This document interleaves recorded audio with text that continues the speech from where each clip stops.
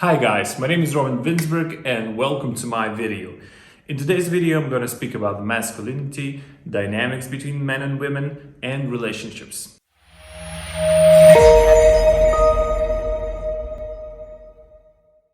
This video will probably be most beneficial for the young men, especially those who grew up in the single-parent household. You all probably would agree that in today's day and age there is a lot of confusion in dating, relationships, and gender roles. People don't know how a healthy relationship should look like. They don't know what to expect from others and what the other expect from them.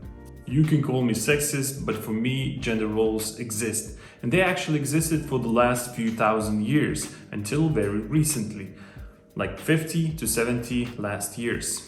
These days, the narrative of total equality are pushed to people from the early age. Yes, you can change the social norms, you can program the people to think one way or another, but you actually cannot change the biology. You would all probably agree that men like feminine women and women like masculine men. It is a polarity. We as humans are designed to be attracted by the opposites. And that has a perfect logical sense, because best outcome is reached when the things you lack or attributes you lack are complemented by others. In other words, the best chance at prosperity and reproduction is when your partner covers your weak spots with his strengths. So how does that affect the relationship between two people? In today's society, we see a lot of feminine men and masculine women. If you look globally, both men and women have both masculine and feminine qualities. So for example, if you cultivate feminine qualities in a person from an early age, you're most likely gonna get more feminine person. And if you cultivate the masculine qualities in the person, in a kid, you most likely get the masculine person. And that we see in our modern society. Women are conditioned or encouraged to act or be like a man, and men are encouraged to be more feminine, like soft, be more sensitive, and be more feminine in general.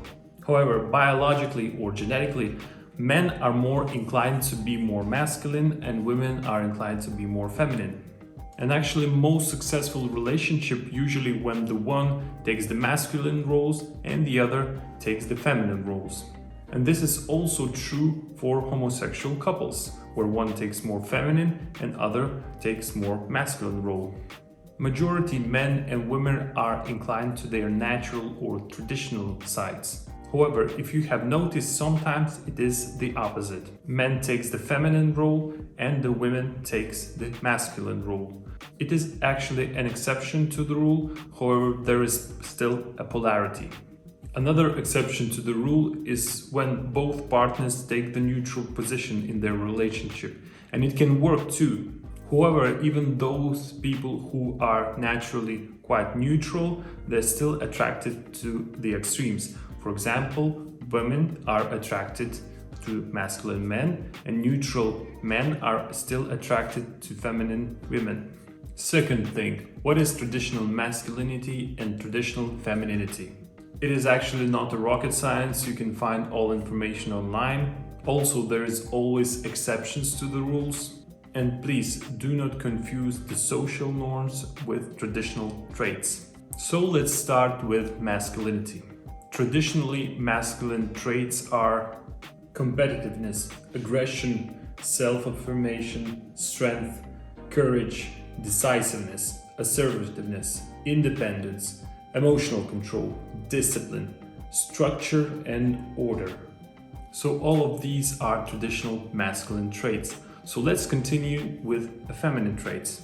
So traditional feminine traits are nurturance, sensitivity, sweetness, supportiveness, gentleness, warmth, passivity, cooperativeness, expressiveness, modesty, humility, empathy, affection, tenderness, being more emotional, kindness, chaotic energy, indecisiveness, social awareness, and intuition. So basically, for both roles, I just listed their strengths. But if you think about it, both men and women have their strong sides and they actually complement each other. So basically all of these traits applies to a dating and relationship. If you want to be attracted to the opposite gender, you should evaluate where you stand at the moment. So if you are a young guy, make an honest evaluation. Here are the scale. So on which scale side you are? Are you more on the masculine side? Maybe you're more on the feminine side, or maybe you're somewhere in the middle. If you're a masculine man who is on the scale on the masculine side, you probably don't have problems attracting feminine girls. But if you are in the middle or somewhere near the middle, you should work on your masculinity. So be honest on yourself, look at those lists I just listed and work on those traits.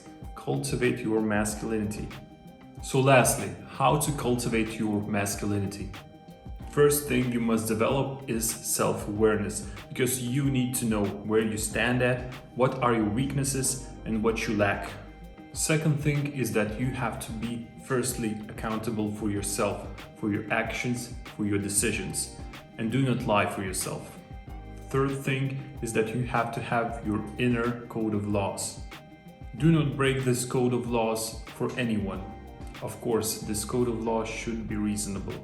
Fourth thing is that you have to learn to be disciplined. And the fifth thing, you have to be self-reliant and you have to have a structure in your life. And only when you have all these fundamentals, only then you can lead a woman and build a healthy relationship. And the bonus tip, try to find the like-minded group of men who are gonna have the similar values, similar views, and also who are gonna hold you accountable. Basically, your wolf pack. So that is it for today, guys. Thank you for watching. Hope it was useful and see you in the next video.